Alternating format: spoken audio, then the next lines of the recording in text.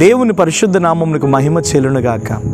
మరొక వాగ్దానంతో మీ ముందుకు రావడానికి ప్రభు చూపిన కృపను బట్టి ప్రభు నేను ఘనపరుస్తున్నాను. ఈ దినమందు ప్రభు మనకిస్తున్న వాగ్దానం రోమీలకు రాసిన పత్రిక 12వ అధ్యాయం 12వ వాక్యం. నిరీక్షణ గలవారై సంతోషించుచు, శ్రమయందు ఓర్పు గలవారై ప్రార్థనయందు పట్టుదల కలిగి ఉండడి. మరలా చదువుతున్న జాగ్రత్తగా వినండి.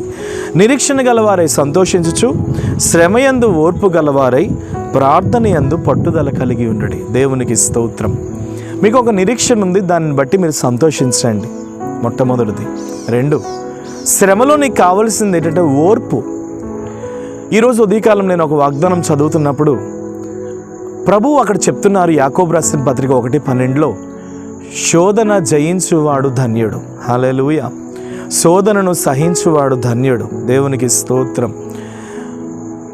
మరొక చోట ప్రభు చెప్తారు, ఏ శోధన కూడా మనం తట్టుకోలేనిది కాదు, ఎంత శోధనో అంతే శోధన.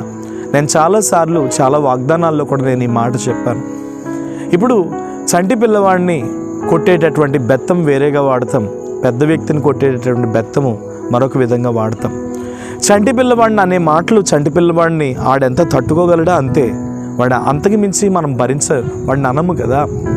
అంటే మీరు అర్థం చేసుకోవాల్సిన సత్యం ఏంటంటే, ఏ చెట్టుకి ఎంత గాలి వస్తుందో అంతే శోధన. ఈరోజు నువ్వు అనుకుంటున్నావు ఏమనంటే, నా శక్తికి మించిన శోధన నాకు దేవుడు పెట్టేశాడండి, నా బలమునికి మించిన శోధన దేవుడు నాకు పెట్టేశాడండి, నా కన్నీరికి మించిన శోధన దేవుడు నన్ను పెట్టేశాడండి అని నువ్వు అనుకుంటున్నావు. కానీ దేవుడు ఇక్కడ ఏమని చెప్తున్నాడంటే, నీ శ్రమ అనేది నీ శక్తికి మించింది కాదు, నీ బలముకు మించింది కాదు, నువ్వెంత తట్టుకోగలవో అంతే శ్రమ నీ జీవితంలో వచ్చింది. ప్రభు ఏమని నీతో మాట్లాడుతున్నాడంటే, నీ శ్రమలో నీకు కావలసింది ఎక్కువగా ఓర్పు. ఓరుస్తున్నావా? సహిస్తున్నావా? సహించిన వారు ధన్యులని దేవుని వాక్యం సెలవిస్తుంది కదా. సహించిన వారు గొప్పవారని దేవుడే సెలవిస్తున్నాడు కదా. శోధన తర్వాత ఒక సువర్ణం లాంటి ఆశీర్వాదం ఉందని దేవుడే మాట్లాడుతున్నాడు కదా. నువ్వెందుకు నీ శ్రమను బట్టి నువ్వు వేదన పడుతున్నావు? నువ్వెందుకు నీ కష్టాన్ని బట్టి నువ్వు వేదన పడుతున్నావు? శ్రమలో నీకు కావలసింది ఓర్పు. ఆ ఓర్పుతో పాటు నువ్వు ఏం పొందుకోవాలి అనంటే, ప్రార్థన యందు పట్టుదల కలిగి ఉండాలి. నువ్వు అన్యుడివో లేదా నువ్వు క్రైస్తవుడివో నాకు తెలియదు, కానీ నువ్వు ప్రార్థన చేసుకోవాలి. మోకాళ్ళు వేసి ప్రభువా నన్ను కనికరించు, ఈ శోధన నుండి నన్ను విడిపించు, ఈ కష్టం నుండి నన్ను విడిపించు, ఈ తెగుల నుండి నన్ను విడిపించు అని నువ్వు ఎప్పటికప్పుడు ఏం చేస్తూ ఉండాలంటే ప్రార్థన చేసుకుంటూ ఉండాలి.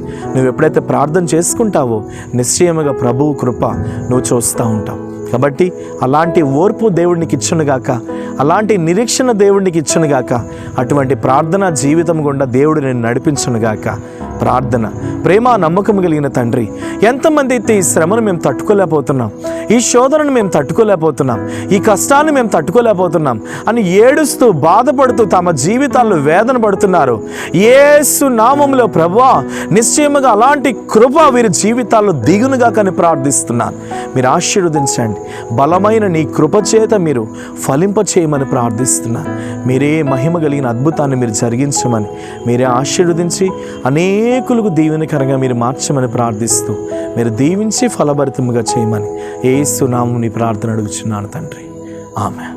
నిశ్చయముగా ఈ వాగ్దానం మీ జీవితంలో నెరవేరును గాక. God bless you. Praise lord.